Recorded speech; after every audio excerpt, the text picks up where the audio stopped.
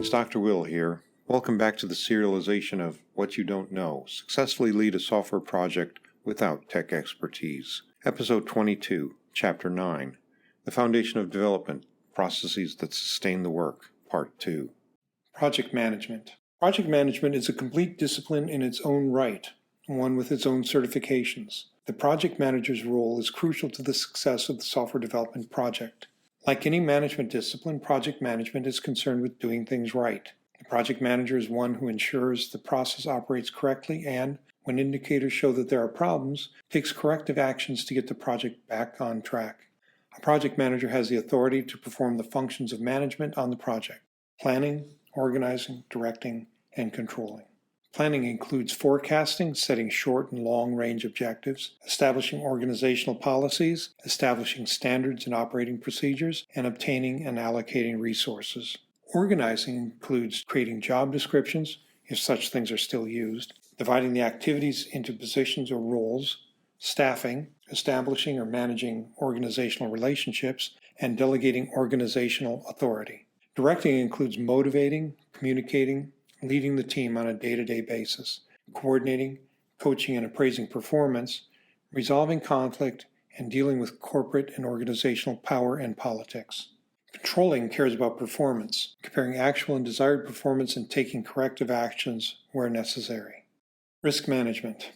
Augustine's third law, quote, 90% of the time things will turn out worse than you expect. The other 10% of the time you had no right to expect so much, close quote.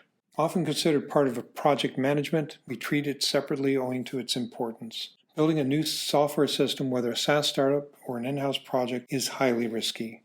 Quote from Dr. Will, if you do not actively manage risk, it will actively manage you. Risk has two components, potential loss and uncertainty. When a loss is inevitable, it is not a risk. It is a problem or an expense depending on how well heeled you are. It may even be catastrophic, but it's not a risk. If there's no potential for loss, then there's no risk either. Neutral or gain, whether certain or uncertain, is good fortune or blessing depending on your religious persuasion. Only when you have loss associated with uncertainty, where you have some choices to make, do you have risk. Risks, if realized, may cause schedule delays, cost overruns, and/or performance degradation. These are the negative consequences. Estimating the costs and probabilities associated with each risk is more or less subjective. Identifying the risks is, itself, beneficial to the project. Forewarned is forearmed.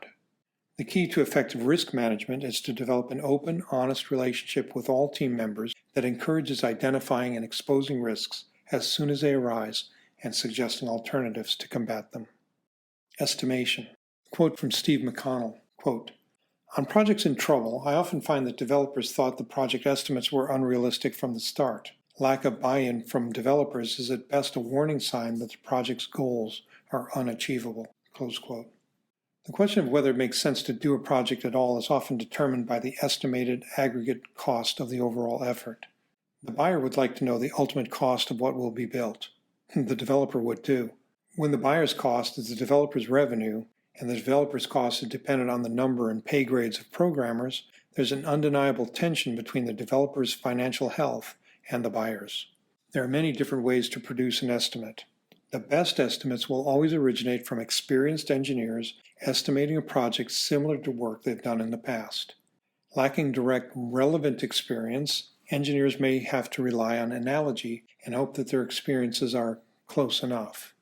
Agile estimation methods rely on the entire team to estimate the complexity or size of the work item, the velocity, nominally how fast the team can work during an iteration, and effort.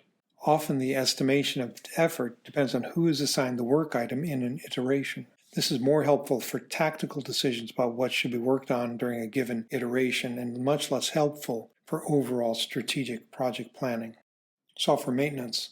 As discussed in Chapter 8, software maintenance is not only a discrete stage in the development and delivery of a given iteration of a product, but also a continual activity, one that begins with the first artifact produced and continues until the software system is eventually retired. As a continual process-oriented activity, maintenance focuses on ensuring the set of artifacts used to define and refine the software product is consistent, correct, and current with all the system as it evolves. Arguably, a significant goal for this process-oriented maintenance activity should be to ensure the system's maintainability. Three issues have a high impact on system maintainability.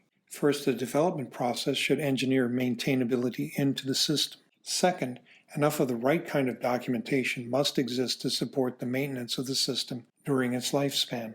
Finally, the program needs to be comprehensible. Information about the program needs to be understandable, accurate, and sufficient. In a no time to lose to get to market first environment, the long-term view of the software is often ignored. So neither maintainability nor security is engineered into the product, nor any other ility for that matter. Requirements design in pretty much all of their documentation is entirely skipped. Comprehension, then, must come from reading the code. The odds of code being well enough written and adequately commented are increased by the use of peer reviews and other quality processes. A development organization that is driven above all by time to market will surely be tempted to shortcut reviews. If code is the only source of information, then the maintenance cost will start high and grow over time. Process improvement. The software development process is the set of tools, methods, and practices used to produce a software system. Notably, the tools are used, methods followed, and practices performed by people, developers, and support staff. Whatever process is used by the development organization, it should be effective, fit for use. It should be predictable. The cost estimates and schedule commitments need to be met reasonably consistently, and the products produced should meet the customer's expectations, the requirements, in both functionality and quality. The first, quote, maturity model, close quote, or framework was the Quality Management Maturity Grid in Philip Crosby's seminal 1979 book, Quality is Free. Watts Humphrey adopted that concept to software development in his 1989 book, Managing the Software Process. This created the Software Capability Maturity Model, the SWCMM, that was later expanded to encompass integration, CMMI, personnel, PCMM, testing, TMM, and software acquisition, SACMM, among others. The point of the maturity models is to assess how capable an organization is at performing its tasks and repeating its past successes.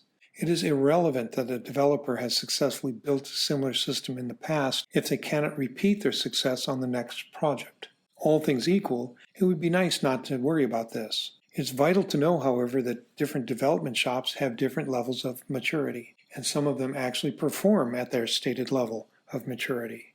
Is the software development process of a development organization a problem that the customer should have to worry about? Ideally, no.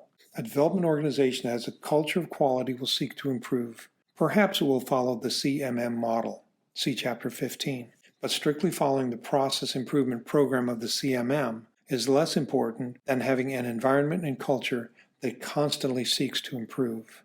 That ends Chapter 9, The Foundation of Development, Processes that Sustain the Work. Join us next time for Episode 23, Part 1 of Chapter 10. Will it even work? How will we know? Quality assurance and test. That's it for me, for you for now. Be careful out there. Bye.